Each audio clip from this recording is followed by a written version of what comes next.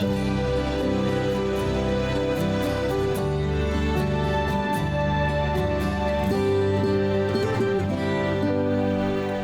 to So True. And today's devotional is entitled The First Thing to Do is Nothing. It's based on Nehemiah 2, verses 1 through 10. One of the hardest lessons for us to learn in our walk with God is that sometimes the best thing to do is nothing.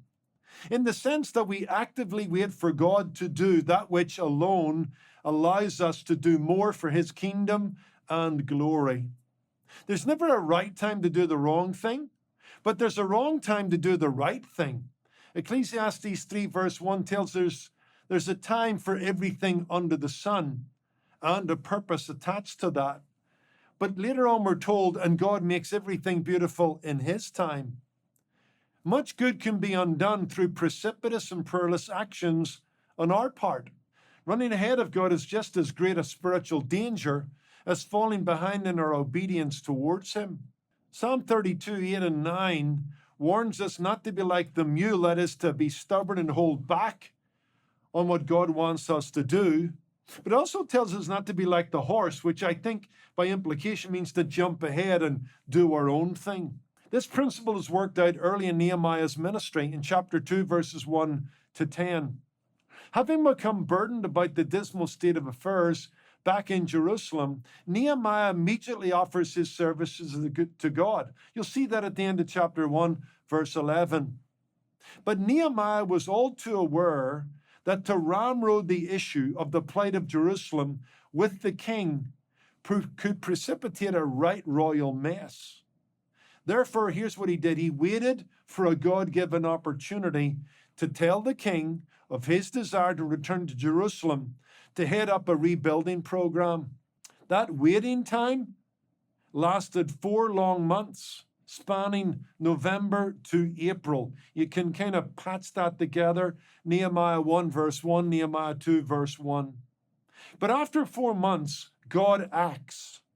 And providence opens a wonderful door of opportunity through which Nehemiah steps to begin his life mission of rebuilding the city of Jerusalem, which is the story of chapter 2, verses 1 to 10. We've already alluded to that. Sitting still is a hard thing to do. But Nehemiah would remind us that it can be the greatest thing we can do. In faith, in trust in God, we sit back and watch God do His sovereign work in and for us. We can stand still and see the salvation of God, Exodus 14, verse 13. During that time, we learn that waiting time is never wasted time. On the one hand, God is working in us, preparing us for all that He's preparing us for. During the downtime, He matures our faith, clarifies the vision. Just as you cannot rush the delivery or development of a child, you cannot rush the delivery and development of a God-sent calling. Now, on the other hand, during the downtime, God is often getting things ready for what we're about to do. While we learn our lines and understand our role within the will of God, God Himself is setting the stage for our appearance. You see, both these principles are at work in the Nehemiah story. God prepares Nehemiah, then He prepares the king for Nehemiah. Waiting time is never wasted time. For remember this, a little bit more of God makes up for a great deal less of us.